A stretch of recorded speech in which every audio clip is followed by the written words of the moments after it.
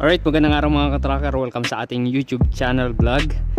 For today's video, ipapakita ko lang sa inyo itong unit na i-release na namin.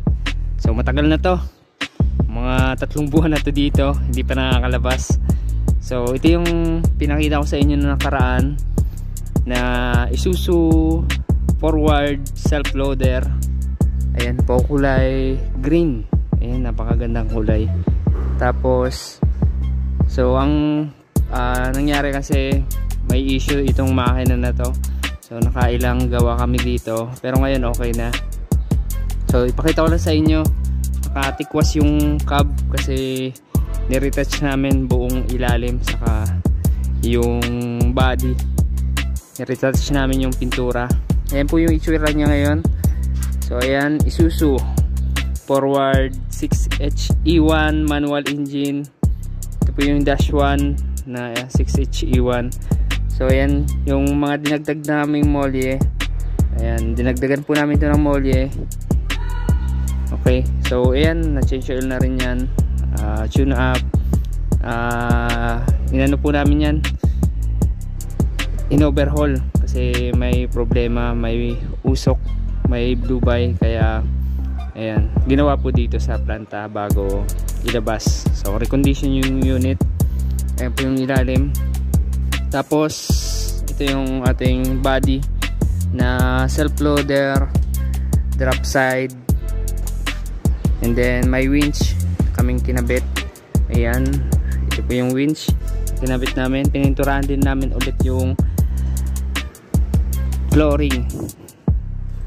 So okay, so ito naman yung boom ng self-loader. So ito po ay bumababa. Ayan, tinatanggal lang yung lock dito. Tapos ito yung motor ng hydraulic para sa boom ng tail. Itong likod, bumababa po ito. So nandito rin yung switch. Alright, so 6-wheeler 4x2 na forward. Ayan yung likod. Okay, and then yung tapalo din dito mga stainless, tapos aluminum yung sidings. So ito yung kabila. Ayan, yan po yung itsura ng kabila. And then and gross weight nya 8,500, net capacity naman na 4,250. So kulay green yung paint ng cab. Ayan, bago yung ating wiper blade, may plaka na nakarehistro. Tapos ayan yung loob. Ayan po yung itsura ng loob, malinis na. I-retouch na lang ng aming nagwa-washing. So ibaba natin para makita nyo. Okay, ayan.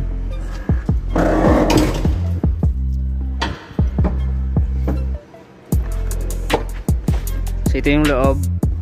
Ayan po yung itsura.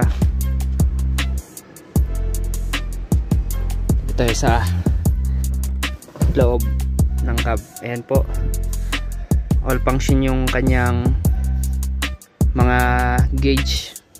Merong aircon, 6-speed manual transmission. Ayan po yung dashboard. Ito yung back bed. Ayan po yung itsura. Tapos ito pinalitan namin, bagong upholstery to kasi yung stock nito nagbabakbak na, kaya pinalitan na namin yung sa may ceiling nya. So functional yung mga ilaw. Ayan, nakapolstery yung mga upuan. Ayan, so yan na po yung itsura ng ating forward self-loader. Ayan, shoutout sa may-ari nito kay Sir Roy Sazon from Iligan City. So i-deliver na namin ito sa Mindanao. By land po ito i-deliver. Okay, ayan po yung itsura, diba? Pogi na. Ayan, ang ganda ng kulay. So ayan mga ka-tracker, pinakita ko lang sa inyo para magkaroon kayo na yung idea and reference kung kukuha kayo ng self loader. Ayan, so ayan po, kung nagustuhan nyo itong truck na to, paki-like, at kung may tanong kayo, mag-comment na sa baba, and paki-subscribe na kung hindi pa po kayo nakaka-subscribe sa aking YouTube channel. Okay, so yun mga ka-tracker, for inquiries mag-message lamang kayo sa aking FB page, Tracker Moto. Maraming salamat, God bless, bye bye.